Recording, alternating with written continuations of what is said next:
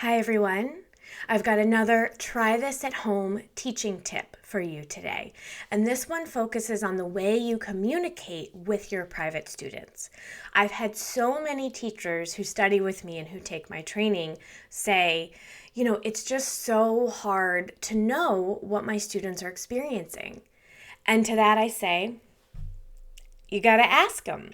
So today's teaching tip is be more direct. If there's anything that you're wondering about, whether your students like it, whether it feels good, whether they find it helpful, if you ever feel like, gosh, I just don't know what they're thinking, then ask them and ask them in a direct way. If you have a student that isn't very chatty, doesn't like to talk about their physical experience, which is pretty common, then my advice is to ask yes or no questions. If you give them sort of an open-ended question like, how does this feel?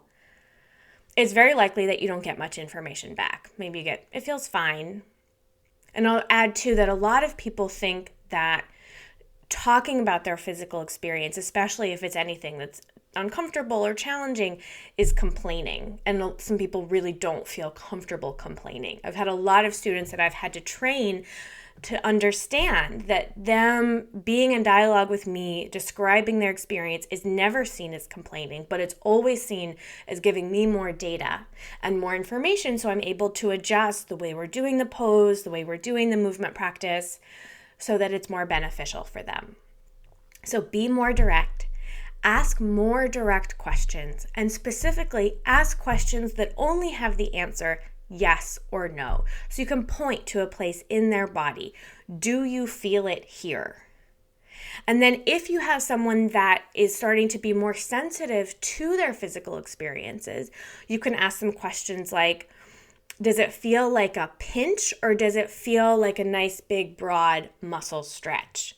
And that's if we have students who aren't very kinesthetically aware of themselves, they don't have like a lot of interoception or even proprioception, if they're just sort of lacking that body awareness, I think it's one of our jobs to teach them how to notice physical experience and how to describe it.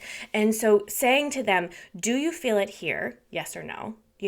Does it feel like a pinch or does it feel like a nice long muscle stretch across the whole belly of the muscle? And really be descriptive in your language will help them both give you a more specific answer and will help you teach them how to understand what they're experiencing physically.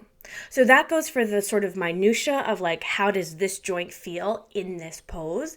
And we can also use this idea of being more direct, more broadly. So if you have the feeling that your private student really would benefit from a down-regulating practice, and maybe you think they need to do mostly restoratives today.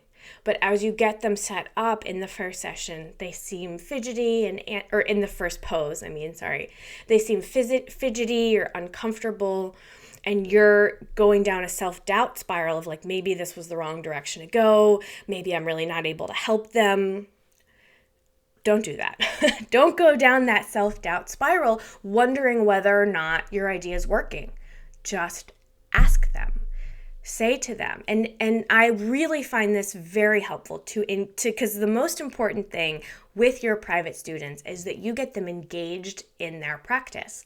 One of the best ways to get them engaged in their practice is to engage them in the process that you're going through to help create a practice for them. So I would say to my student, I would say it while she was in the restorative pose, before having some big formal coming out of the pose. I would just say, how are you doing in here? I would continue. I had the idea that this would sort of be quieting and relaxing, but sometimes it doesn't work like that. Is it making you feel more antsy? Do you think you'd like to get up and move? I've given them very specific information about what I was hoping would happen, what I'm seeing happen, and something else that we might do instead. And then from there, we engage in a dialogue about what we might do next. So if you're wondering if what you're doing is working, don't. Just ask them. That's your try this at home teaching tip for today. Comment below. Let me know what questions you have. Let me know how it goes if you try this with your students. And I'm looking forward to continuing the conversation. Bye for now.